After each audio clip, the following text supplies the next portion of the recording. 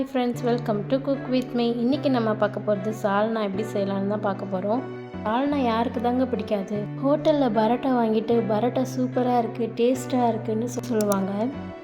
ஆனால் நிறைய பேருக்கு தெரியாது டேஸ்ட்டு பரோட்டாவில் இல்லை, கூட கொடுக்குற சால்னால தான் இருக்குதுன்னு. இதே டேஸ்ட்டில் ஒரு எம்டி சால்னா பார்த்துலாம் வாங்க. வீடியோ பார்க்குறதுக்கு முன்னாடி நீங்கள் என்னோடய சேனலை சப்ஸ்கிரைப் பண்ணலன்னா கண்டிப்பாக சப்ஸ்கிரைப் பண்ணிக்கோங்க. கூட இருக்கிற பெல் ஐக்கனையும் கிளிக் பண்ணிக்கோங்க. வாங்க வீடியோக்குள்ளே போகலாம். ஒரு குக்கரில் எண்ணெயை ஊற்றிக்கோங்க. அரை டீஸ்பூன் சோம்பு, 2 ஏலக்காய், ஒரு பட்டை, 2 லவங்கம், ஒரு பெரிய வெங்காயம் நான் நீட்டாக ஸ்லைஸ் பண்ணி போட்டிருக்கேன், ஒரு பச்சை மிளகா சேர்த்துட்டு இது நல்லா வதக்கி விடுங்க. சைட் பை ஒரு பேஸ்ட் அரைச்சிடலாம். 1/4 கப் தேங்காய், 2 டீஸ்பூன் சோம்பு, 10 முந்திரி பயிறு, அரை ஸ்பூன் கசகசா, இது எல்லாத்தையும் அரைச்சி எடுத்துக்கோங்க. வெங்காயம் நல்லா வதங்கிட்ட பிறகு 1 டீஸ்பூன் இஞ்சி பூண்டு பேஸ்ட்டு சேர்த்துக்கோங்க.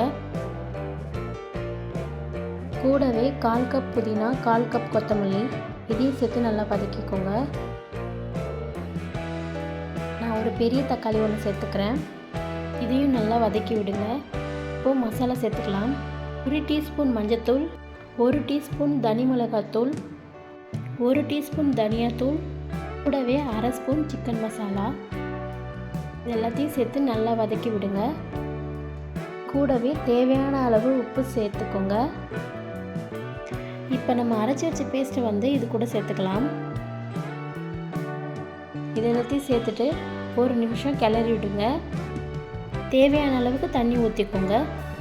ஈஸியாக உப்புலாம் செக் பண்ணிவிட்டு குக்கரை மூடி 3 விசில் விட்டுட்டு எடுத்திங்கன்னா எம்டி சால்னா ரெடி.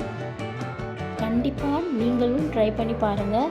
இதோட நாளைக்கு பார்க்கலாம். டாட்டா பாய். முக்கியமாக என்னோட சேனலை சப்ஸ்கிரைப் பண்ணிக்கோங்க.